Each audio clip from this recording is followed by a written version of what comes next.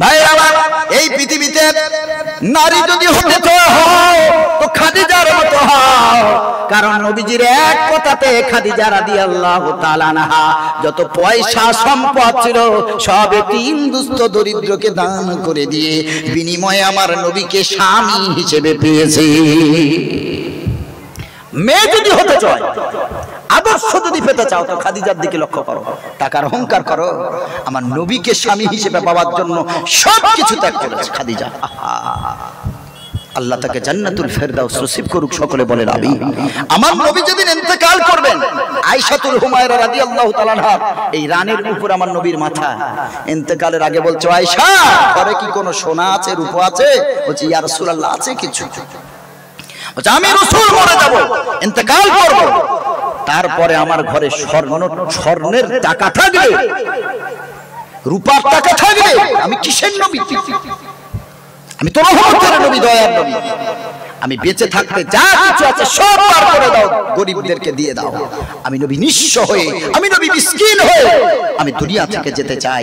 আমার নবী মিসকিন হয়ে দুনিয়া থেকে গেছেন, জোরে বলেন সুবহানাল্লাহ।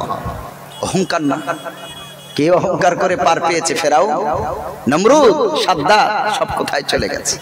অহংকার করে কোনো সুযোগ নাই। অহংকার করবেন, লোভ করবেন, লোভ ছাড়েন।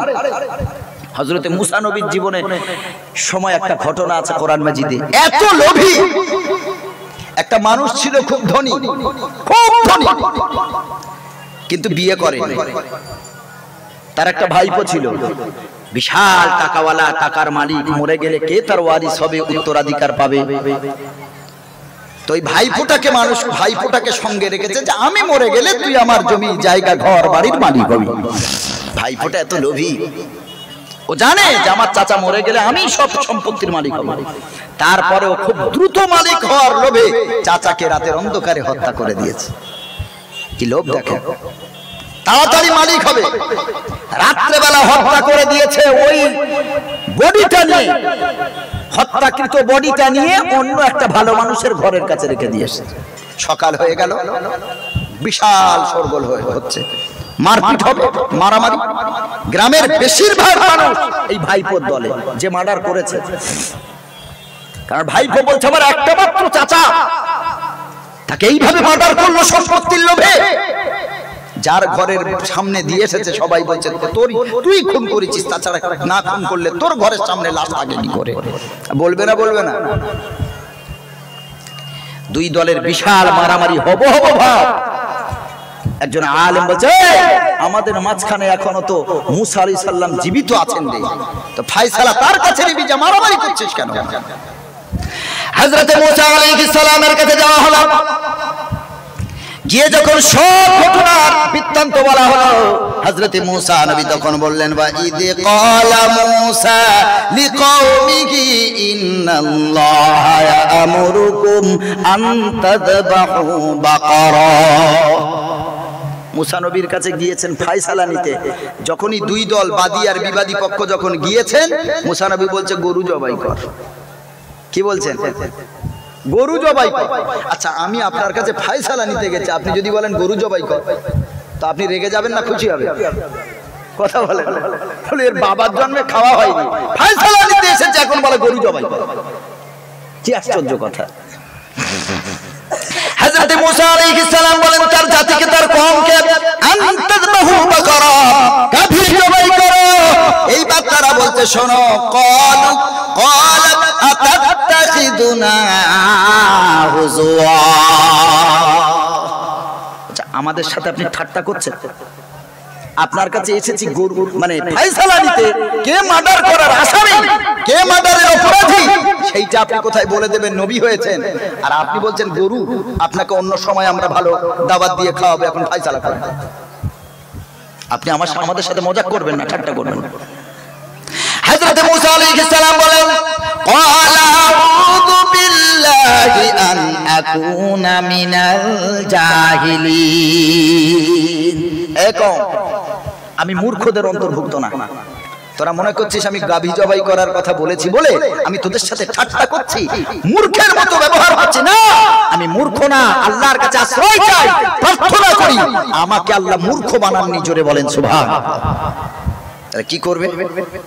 তাহলে গাভী জবাই করতে হয়। এবার তখন তারা বলছে ঠিক আছে তাহলে আমরা মানলাম, ক্বালু দু'উ লানা রাব্বাকা ইউবাইয়িন লানা মাহি, গাভী তো জবাই করব, কিন্তু সেই গাভীটার বৈশিষ্ট্য কি হবে, গাভীটা কেমন দেখতে হবে, কি রূপ হবে, এই ধারণাটা দিন। দেখেন প্রশ্ন যত করেছে তত আল্লাহ কঠিন করে দিয়েছেন। লোভ ছাড়তে হবে, প্রশ্ন যত করবেন তত ফাঁসবেন। গাভী জবাই করতে বলেছে, যে কোনো একটা গাভী যদি জবাই করে দিত ফায়সালা কি হতো, হয়ে যেত। কিন্তু তারা প্রশ্ন করছে গাভীটা হবে কেমন। আরে তোর প্রশ্ন না করে আগে জবাই কর। ইবলিস শয়তান প্রশ্ন করেছিল না করেনি? শয়তান এমনি হয়নি, সব ফেরেশতারা সিজদা দিল, ফাসাজাদু ইল্লা ইবলিস, ইবলিস সিজদা করলো না। আল্লাহ বলে কি রে ব্যাপার কি? বলল খলাকতানি মিন নার ওয়া খলাকতাহু মিন তিন, আমাকে বানিয়েছেন আগুন দিয়ে আর আদমকে বানালেন মাটি দিয়ে। আগুন জ্বালানোর সাথে সাথে তো আগুন উপর দিকে ওঠে। বলে আমি তো উপরের উপর মহলের জিনিস, আমি তো নিচে মাথা নিচু করতে পারবো না। আল্লাহ বলে এই ব্যাপার, আবা তুই অস্বীকার করলি, ওয়াস্তাকবারা তাকাব্বুর করলি, অহংকার করলি, ওয়া কানা মিনাল কাফিরিন, আমি তোকে অস্বীকারকারীদের অন্তর্ভুক্ত করে দিলাম। আজ থেকে তুই কাফের হয়ে গেলি, আজ থেকে তুই শয়তান হয়ে গেলি। প্রশ্ন যত করবে ঠিক জায়গায় করতে হয়। উল্টো পাল্টা কাউকে অপমান করার জন্য প্রশ্ন যদি করেন জীবন শেষ হয়ে যাবে। ওস্তাদের থেকে মাস্টারের থেকে ছাত্র বড় হতে চায়, প্রশ্ন করে মাস্টারকে, প্রশ্নের পর প্রশ্ন, জানা জিনিসও প্রশ্ন করে মাস্টারকে অপমান করার জন্য। এমন ছাত্র আছে না নাই বাবাজি? খবরদার, নিজেকে ছোট মনে করেন। আল্লাহর নবী সব সময় নিজেকে ছোট মনে করতেন। তিনি দোয়া করতেন, আল্লাহুম্মা জাআলনি ফি আইনি সাগীরা, আয় আল্লাহ আমার চোখে আমাকে ছোট বানাও, ওয়া জাআলনি ফি আয়ুনিন নাসি কাবীরা, আর জনগণের চোখে আমাকে আপনি বড় বানান। আল্লাহ নবীকে নিজেকেও বড় বানালেন এবং জনগণের সামনেও বড় বানালেন। সুবহানাল্লাহ। যে নিজেকে ছোট মনে করে করবে, আল্লাহ তাকে বড় করবে না করবে না? তাকে আল্লাহ বড় করবে। আর নিজের ভিতরে যদি অহংকার আসে, বাস জীবনের সব শেষ। অহংকার করবেন না। এরপরে আপনাদের কি শোনাচ্ছিলাম, প্রশ্ন করেছে গাভীটা কেমন হবে। মাহিয়া উলানা, আপনি রব্বাকা, আপনি আপনার প্রভুকে জিজ্ঞাসা করুন, আপনার রবকে জিজ্ঞেস করুন। ইবাইকিল্লানা, তিনি যেন আমাদের কাছে ক্লিয়ার করেন, পরিষ্কার করেন। মাহিয়া, সেই গাভী হবে কেমন। হযরত মুসা আলাইহিস সালাম বলেন, ক্বালা ইন্নাহু ইয়াকুলু ইন্নাহা বাকারাতুল লা ফারিদু ওয়ালা বিকরি আওয়াদুম বাইনা যালিক। প্রশ্ন যেহেতু করেছে, হযরত মুসা নবী বললেন লা ফারিদু ওয়ালা বিকরি, তা বুড়ো হবে না, আবার একেবারে কচি গরুও হবে না। আওয়াদুম বাইনা যালিক, মাঝামাঝি গাভী হবে। খুব ছোট গাভী না, আবার খুব বয়স্ক না, মাঝামাঝি। আওয়ানুম বাইনা যালিক, মাঝামাঝি হবে। এরপরে মুসা নবী একটা সতর্ক করলেন, এই এত প্রশ্ন করিস না, ফাফআলু মা তুমারুন, আল্লাহ যে হুকুম দিয়েছেন সেটা করে ফেল যদি বাঁচতে চায়। মুসা নবী আগেই সতর্ক করলেন, কিন্তু তারা তাও সহ্য করলো না, আরো প্রশ্ন করে যাচ্ছে। হযরত মুসা আলাইহিস সালাম বুঝতে পারলেন, বুঝতে পারার পর তিনি বললেন, সাবধান, আল্লাহর যে আদেশ আদিষ্ট হয়েছে ওই আদেশটা ইমিডিয়েটলি পালন করে নাও, ওই আদেশটা তাড়াতাড়ি তোমরা পূর্ণ করো। যদি না করো, যত প্রশ্ন করবে আল্লাহ তোমাদের জন্য গাভী জবাই করা আরো কঠিন করে দেবেন। আল্লাহ রাব্বুল আলামিনের নবীর কাছে, হযরত মুসা নবীর কাছে আবার তারা প্রশ্ন করছে, ক্বালু লানা রাব্বাকা ইউবাইয়িন লানা মা লাউনুহা। ও মুসা, বুঝতে পারলাম গাভীটা খুব বয়স্ক হবে না, আবার খুব কচিও হবে না, মাঝামাঝি বয়স। এবার জানতে চাই মা লাউনুহা, তার রংটা হবে কেমন। বুঝতে পেরেছেন? গাভীর রংটা কেমন হবে? কালো হবে না সাদা হবে না লাল হবে না গেরুয়া হবে, কি কালার হবে? আপনি আপনার আল্লাহকে জিজ্ঞেস করুন, তিনি যেন আমাদের কাছে সেই গাভীর রংটা ক্লিয়ার করেন। এরপর তিনি বললেন, ক্বালা ইন্নাহু ইয়াকুলু ইন্নাহা বাকারাতুল লা, দাঁড়ান পরপর আয়াতগুলো তো। ক্বালা ইন্নাহু ইয়াকুলু ইন্নাহা বাকারাতুন সাফরা, যখন জানতে চেয়েছেন রংটা কেমন হবে, তখন বললেন এই শোন, আল্লাহ বলছেন তার রং হবে হলুদ বর্ণের। কি বর্ণের? হলুদ রং। আল্লাহ আরো কঠিন করছেন, দেখেন শুধু হলুদ না, ডিপ হলুদ, গাঢ় হলুদ হতে হবে এবং তার কালার হবে এক কালারের, কোনো ছিট থাকলে হবে না। এবার পাওয়া কঠিন না সহজ বলেন? এমন গাভী পাওয়া কঠিন না সহজ? প্রশ্ন যত করেছে আল্লাহ তত কঠিন করে দিয়েছে। এক কালারের গাভী হবে। অনেক গাভী দেখবেন সাদা কিন্তু কালো ছিটছিট থাকে, থাকে না? থাকে না? আবার অনেক কালো গরু সাদা ছিটছিট থাকে, এইরকম বিভিন্ন কালার মিশ্রিত থাকে। আল্লাহ তাআলা বলেন ফাতিউল লাউনুহা, তার কালার হবে এক কালার এবং ডিপ কালার, ডিপ হলুদ বর্ণের হবে। কেমন গাভী হবে? ফাতিউল লাউনুহা তাসুরুন নাযিরিন, এমন একটা গাভী হবে দর্শকের মন জয় করবে। মানে ওই গাভী দেখে মানুষরা আনন্দ পাবে, তাদের চোখটা ঠান্ডা হবে। তারপরে আবার তারা প্রশ্ন করছে, এখনো হয় নাই, মানে স্বাদ এখনো মেটেনি। আবার প্রশ্ন করছে, ক্বালু দু'ু লানা রাব্বাকা ইউবাইয়িন লানা মা হি। ও মুসা নবী, আপনি আপনার রবকে জিজ্ঞেস করুন আরো যেন আমাদের কাছে ক্লিয়ার করেন, ওই গাভীটার আরো কি কি বৈশিষ্ট্য হবে আমাদের কাছে যেন ক্লিয়ার করে বলেন। হযরতে মুসা নবী যাতে রেগে না যায়, তারা কেমন করে কৌশল করছে দেখেন। কারণ প্রশ্ন করলে বারবার, হযরতে মুসা নবীর এমনি তো তিনি রাগী মানুষ ছিলেন, প্রশ্ন করলে তিনি রাগ করবেন। এর এই কারণে তার কম বলছে, ও নবী ইন্নাল বাকরাতা শাবাহা আলাইনা, আমাদের কাছে তো সব গাভী সমান। তাতে তিনি রেগে না যান, বলছে আমাদের কাছে তো সব গাভী সমান, সাদা গাভী বলুন, লাল গাভী বলুন, গেরুয়া গাভী বলুন, কালো বলুন, সবই তো আমাদের কাছে সমান। তারপরেও জানতে চাইছি, ওয়া ইন্না ইনশাআল্লাহু লামুহতাদুন, আল্লাহ যদি চান আমাদের কাছে যদি ক্লিয়ার করে দেন ভালো করে, তাহলে আমরা হেদায়েত পাবো, আমরা একটা ভালো ধারণা পাবো যে গাভীটা কেমন হবে, পরিপূর্ণ ধারণা আমরা পাবো।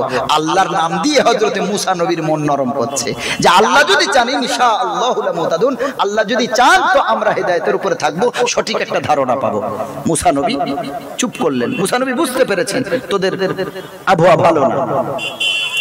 এরপর আল্লাহর নবী মুসা নবী বলেন, ক্বালা ইন্নাহু ইয়াকুলু ইন্নাহা বাকারাতুন লা যালুলুম তুসিরুল আরদ। আরো আল্লাহ কঠিন করলেন। হযরতে মুসা নবী বলছেন, আল্লাহ তাআলা বলেন ইন্নাহা বাকারাতুন লা যালুলুম তুসিরুল আরদ, ওই গাভীটা এমন হবে যা কখনো খেতি বাড়ির কাজ করে নাই। মানে যেই গাভীকে দিয়ে চাষের কাজ করানো হয়নি। আরো কঠিন, আর কি? ওয়ালা তাসকিল হারসা, সেচের কাজ করানো হয়নি। আরে ক্ষেত বাড়িতে সেচ দিতে হয় না, হয় না? সেই সময় সেচ কিভাবে দিত? গাভীকে দিয়ে আবার সেচের কাজ কি করে দেবে? তখন তো আর গাড়ি ছিল না, এইভাবে গরুর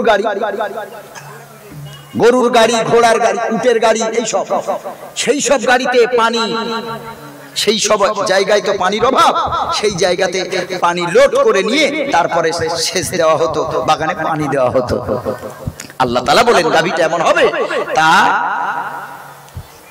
কোন ক্ষেতের কাজ করানো তাকে হয়নি, জমিনের কাজ করানো হয়নি এবং সেচের কাজ করানো হয়নি। কি কঠিন ব্যবস্থা!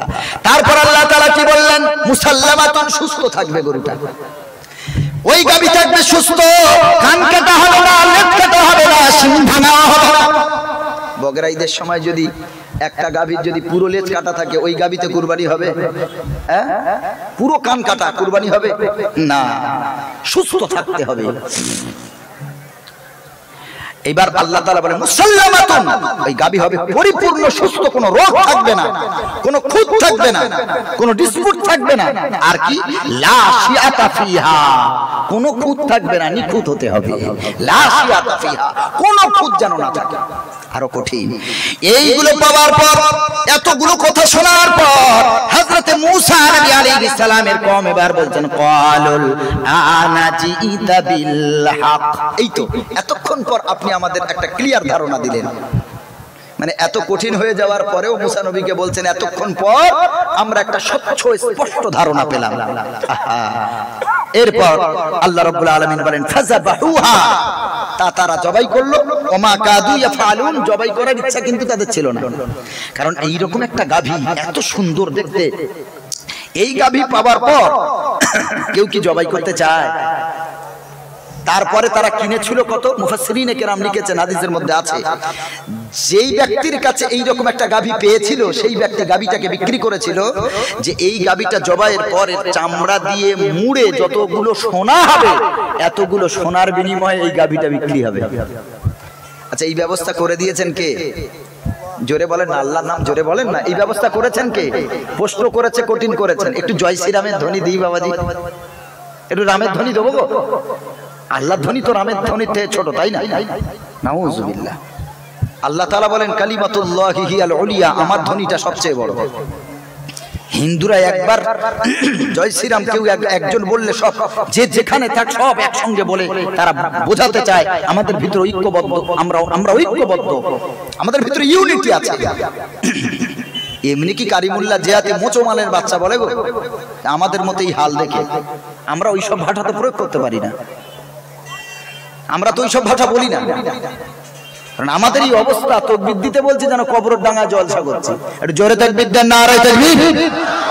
তাকবীর দিতে গিয়ে যদি লাঞ্চ ফেটে মারা যান, আল্লাহর জাতের কসম এটা হবে সেরা মৃত্যু, শহীদের মৃত্যু। মৃত্যু তো এমনি বরণ করতে হবে আমাদের, তো তাকবীর দিতে গিয়ে যদি মৃত্যু বরণ হয় তো ইচ্ছে ভালো মৃত্যু হয় না।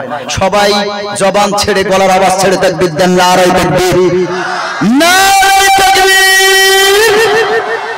একটু আওয়াজ দেন, ওরা থমকে দাঁড়াবে, বলে মোল্লারাও এক হয়ে গেছে।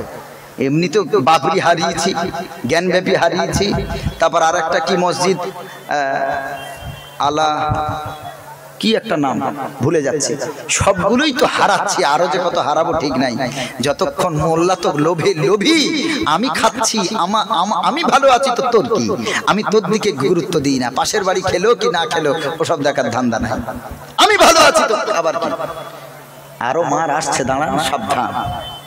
এরপর তারা কি করলেন দেখেন, গাভীটা জবাই করলো, নিজের অনিচ্ছাকৃত, ইচ্ছা ছিল না, তারপরে গাভী জবাই করলো। আল্লাহ রাব্বুল আলামিন বলেন ওয়া ইয ক্বাতালতুম নাফসান ফাদারাতুম ফিহা আল্লাহু মুখরিজুম মা কুনতুম তাকতুমুন। আল্লাহ তাআলা বলেন যখন তোমরা নাফসান, কোন এক মানুষকে হত্যা করলে, ফাদারাতুম ফিহা, এবং ওই হত্যার বিষয়ে তোমরা একে অপরকে দোষারোপ করছিলে, অপবাদ দিচ্ছিলে, আল্লাহু মুখরিজুম মা কুনতুম তাকতুমুন, আসল দোষীকে, আসল অপরাধীকে আমি আল্লাহ তা তোমাদের সামনে উন্মুক্ত করেছি গোপন ডাকেরই। কেমন ভাবে আল্লাহ তা উন্মুক্ত করলেন? ফাকুল নাদরিবুহু বিবাদিহা। আল্লাহর নবী এবার বলছেন, আল্লাহ তাআলা বলেন এই যে গাভীটা জবাই করলে, এই জবাইকৃত গাভীর কোন একটা অংশ, হাত হোক, পা হোক, জিহ্বা হোক, দাঁত হোক, চোখ হোক, কোন একটা অংশ দিয়ে এই মৃত লাশের উপরে আঘাত করো। লাশ কিন্তু সামনে, দুই পক্ষ সামনে, বাদী বিবাদী দুই পক্ষ সামনে, গাভী জবাই হয়ে গেল। আল্লাহ তাআলা বলেন এরপর আল্লাহ তাআলা বলছেন ফাকুল নাদরিবুহু বিবাদিহা, এই জবাইকৃত গাভীর কোন একটা অংশ দিয়ে মৃত লাশের গায়ে আঘাত করো। বাস, আঘাত করার সাথে সাথে তার গলা তো কাটা, দ্বিখণ্ডিত, যখনই টাচ করেছেন সাথে সাথে জুড়ে গিয়ে সুস্থ হয়ে দাঁড়িয়েছেন। জোরে বলেন সুবহানাল্লাহ। মৃত লাশ দাঁড়িয়েছে। আল্লাহর ক্ষমতা আছে না নাই বাবাজি? আল্লাহর ক্ষমতা আছে না নাই?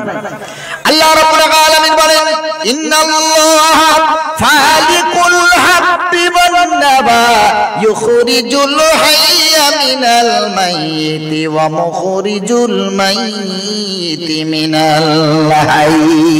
সম্ভবত 7 নম্বর পারার 19 নম্বর পৃষ্ঠায় হলে হতে পারে। আল্লাহ রাব্বুল আলামিন বলেন আমি আল্লাহ মৃত দানা থেকে আমি আল্লাহ গাছ অঙ্কুরিত করি, আমি আল্লাহ মৃত থেকে জীবন টেনে আনি, আমি আল্লাহ আবার জীবন্ত মানুষের আমি আল্লাহ মৃত্যু ঘটাতে পারি। আল্লাহ বলেন সব ক্ষমতা আমার হাতে। মুফাসসিরিনে কেরাম লিখেছেন এই যে মানুষটা হত্যা হয়েছিল, গাভীর ওই জবাইকৃত অংশ নিয়ে যখন তার গায়ে মারা হলো, ও বেঁচে থাকার সময় যত সুস্থ ছিল, যত জওয়ান ছিল, ও মরে যাওয়ার পর আবার যখন আল্লাহ ওরে জীবন দান করেছে, আরো সুস্থ হয়ে দাঁড়িয়েছে, আরো সুস্থ সবল হয়েছে, আরো ক্ষমতা নিয়ে জওয়ান হয়ে আবার জীবন ফিরে পেয়েছে। জওয়ান হয়ে দাঁড়িয়ে মুসা নবী বললেন, কে তোমারে হত্যা করেছে? সামনে আছে তার ভাইপো, আবার আরেক পক্ষ আছে পাশে। তার ওই চাচা বলল, আমার ভাইপো লোভের কারণে আমার ঘর বাড়ি জমি জায়গা তাড়াতাড়ি মালিক হওয়ার লোভে আমারে হত্যা করেছে। এটা বলে আবার ইন্তেকাল, এটা বলে আবার মৃত্যুবরণ করেছে। আল্লাহ রাব্বুল আলামিন এটাই বলেন, কাযালিকা ইউহয়িল্লাহুল মাউতা। আল্লাহ রাব্বুল আলামিন বলেন, এইভাবেই আমি আল্লাহ মৃতকে জীবিত বানাই। আল্লাহ রাব্বুল আলামিন আবার বলেন, ওয়া ইউরিকুম আয়াতিহি লাআল্লাকুম তাআকিলুন। আল্লাহ তাআলা বলেন, এইভাবেই আমি আল্লাহ তোমাদেরকে আমার নিদর্শনগুলো দেখাই, যাতে করে তোমরা হৃদয় অঙ্গম করতে পারো, যাতে করে তোমরা আমার নিদর্শন দেখার পর ঈমানটা মজবুত করতে পারো। তোমরা বুঝতে চেষ্টা করো যে আমি আল্লাহ সকল ক্ষমতার উৎস। সকল ক্ষমতার উৎসকে, সকল ক্ষমতার উৎসকে আল্লাহ। এরপরে আল্লাহ একটা আফসোস করে কথা বললেন, কি বললেন?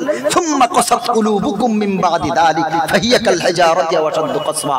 ওই যে ভাইপো সব মানুষের সামনে একটা মৃত মানুষ জীবিত হয়ে বলল যে আমার ভাইপো হত্যা করেছে, এটা বলার পরেও সেই ভাইপো মিথ্যা বলছে, আমি হত্যা করিনি।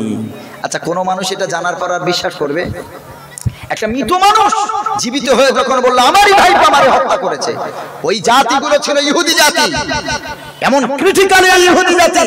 আজকে সেই ইহুদির জাতির অন্তর এত কঠিন, এত কঠিন, তারা হাজারো হাজার ফিলিস্তিনিকে মেরে তারা রক্তের স্বাদ তাদের মেটে নিয়ে, এই সেই ইহুদি জাতি ধরা পড়ার পরেও, প্রমাণ হয়ে যাওয়ার পরেও বলছে না আমি হত্যা করিনি। কি আশ্চর্য! আল্লাহ রাব্বুল আলামিন এই দৃশ্য দেখার পর আল্লাহ দুঃখ করে আফসোস করে বলেন, সুম্মা কাসাত কুলুবুকুম মিন বাদি যালিক। এরপরেও কি তাদের অন্তরটা এত কঠিন হয়ে গেল? আল্লাহ বলেন, তাদের অন্তরটা এরপরেও প্রমাণিত হয়ে যাওয়ার পরেও তাদের অন্তর এত কঠিন হয়ে গেল, কি করে তারা মিথ্যা আবার কথা বলতে পারে? আল্লাহ রাব্বুল আলামিন এরপরে বলেন, ফাহিয়া কাল হিজারা। তাদের অন্তরটা পাথরের মতো শক্ত হয়ে গেছে। আল্লাহর ভয় নাই, আল্লাহর নিদর্শন দেখার, আল্লাহর প্রতি মানানেরা, আল্লাহর উপরে ভয় নাই, কিয়ামতের ভয় নাই, কবরের ভয় নাই। আল্লাহর নবী বলেছেন, যারা দুটো জিনিসকে হেফাজত করতে পারবে, আমি নবী তার জান্নাতের জামিনদার হয়ে যাব। একটা হলো জবান, আর একটা হলো লজ্জাস্থান। আমার নবী বলেছেন, জবানটাকে হেফাজত করো, লজ্জাস্থানকে হেফাজত করো। এই সমাজে এই দুটো জিনিস হেফাজত করা বড় কঠিন। বিশ্বনবী মুহাম্মদ রাসূলুল্লাহ সাল্লাল্লাহু আলাইহি সাল্লাম বলেছে, এই দুটো জিনিসকে যারা হেফাজত করবে, আমি নবী তার জান্নাতের জামিনদার, আমি নবী স্বয়ং হয়ে যাব। জবানকে হেফাজত করুন, কাউকে কষ্ট দেবেন না। এই জবানটাকে আনকন্ট্রোল ভাবে ইউজ করবেন না, হেফাজত করুন, সংযত হন, ভাষার দিকে খেয়াল রাখুন, আপনার কথাই যেন আরেকটা মানুষ কষ্ট না পায়। আর লজ্জাস্থানকে হেফাজত করুন। লজ্জাস্থান হেফাজত না করলে আজকে সমাজে যে কত পাপ অহরহ হচ্ছে, আল্লাহ ছাড়া কেউ জানে না। আল্লাহ মাফ করে দিন। আল্লাহ রাব্বুল আলামিনের পরে বলেন, আও আশাদ্দু কাসওয়া। পাথরের মতো শক্ত, তারপরে বললেন আও আশাদ্দু কাসওয়া, পাথরের থেকে আরো বেশি শক্ত এদের অন্তর। এদের অন্তর আরো কঠিন হয়ে গেছে। কেন পাথরের থেকে বেশি শক্ত বলা হলো? ঠিক পরের আয়াতগুলোতে আল্লাহ তাআলা বলেন, আল্লাহ রাব্বুল আলামিন বলেন, পাথরের থেকে কেন তাদের অন্তর আরো কষ্টকর, আরো কঠিন? আল্লাহ রাব্বুল আলামিন বলেন, এমন পাথর পৃথিবীতে আছে যেই পাথরগুলো ফেটে ঝর্ণা বার হয়। আছে না নাই বলেন? হ্যাঁ, অনেক পাথর এমন আছে, ওই যে ঝর্ণা যেখান থেকে প্রস্রবণ গুলো নির্গত হয়, ওগুলো পাথরের ভিতর থেকে হয় না? হয় না? আর যারা বাইরে গেছেন, ঝর্ণা দেখেছেন, পাহাড় দেখেছেন, তো ঝর্ণার যে পানিগুলো উৎসারিত হয়, এগুলো পাথরের ভিতর থেকে হয় না? হয় না? জি, আল্লাহ তাআলা বলছেন, পাথর এদের অন্তরের চেয়ে, কারণ পাথর ফেটে পাথরের ভিতর থেকে পানি আসে, পানি পাথরকে ফাটিয়ে দিয়ে বাইরে আসে, তারপরেও এদের অন্তরটা ফাটে না, এদের অন্তরটা নরম হয় না। আল্লাহ তাআলা আফসোস করে বলছেন। আল্লাহ রাব্বুল আলামিন আবার বলেন, আল্লাহ রাব্বুল আলামিন বলেন, ওয়া ইন্না মিনহা লামা ইয়াশাক্কাকু ফায়াখরুজু মিনহুল মা। পাথরের থেকে আল্লাহ অন্তরটা আরো শক্ত কেন বললেন? আল্লাহ বলেন পাথরের ভিতরে এমন কিছু পাথর আছে, লামা ইয়াশাক্কাকু ফায়াখরুজু মিনহুল মা, ওই পাথরটা ফেটে যায় আর তার থেকে পানি নির্গত হয়। আল্লাহ বলেন পাথরও ফাটে, পাথরও নরম হয়, তবু বেঈমানের ইহুদিদের অন্তর নরম হয় না। আল্লাহ রাব্বুল আলামিন আবার বলেন, ওয়া ইন্না মিনহা লামা ইয়াহবিতু মিন খাশিয়াতিল্লাহ। আবার কিছু পাথর এমন আছে যারা আল্লাহর ভয়ে উপর থেকে ধসে পড়ে যায়। আল্লাহ বলেন আমার ভয়ে পাথরগুলো ধসে পড়ে, তারপরেও আমার বান্দাদের অন্তর আমার ভয়ে কাঁপে না। ওরে মুসলমান, আজ আমাদের তওবার সময়, আজ আমাদের অন্তর যতই কঠিন হোক, যত বড় পাপী হয়, আল্লাহর কাছে তওবার সব দরজা খোলা। আল্লাহর কাছে তওবা করুন। এই হাত দিয়ে কত গুনাহ করলাম, অন্তর দিয়ে কত গুনাহ করলাম, পা দিয়ে কত অপরাধ করলাম, ব্রেন দিয়ে কত ভাবনা চিন্তা করলাম, আমার আল্লাহর সব সময় তওবার দরজা খোলা। আল্লাহর কাছে তওবা করলে আল্লাহ তাআলা বলেন, আসা রাব্বুকুম আইয়ুকাফিরা আনকুম সাইয়্যাতিকুম ওয়া ইউদখিলাকুম জান্নাতিন তাজরি মিন তাহতিহাল আনহার।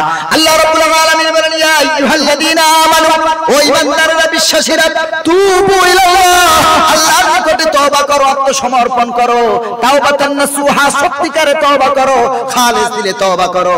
যদি সত্যিকারে তওবা করতে পারো তো আমি আল্লাহ তোমার জীবনের সব গুনাহগুলো মিটিয়ে দেব। শুধু আমি আল্লাহ গুনাহ ক্ষমা করব না, ওয়া ইউদখিলাকুম জান্নাতিন তাজরি মিন তাহতিহাল আনহার, আমি আল্লাহ তোমাকে ভালোবেসে এমন জান্নাতে দাখিল করাবো, এমন জান্নাতে তোমাকে উপবিষ্ট করাবো, এমন জান্নাতে আমি আল্লাহ তোমারে দেব, ওই জান্নাতের তলদেশ হতে আমি আল্লাহ প্রবাহিত ঝরনার ব্যবস্থা করে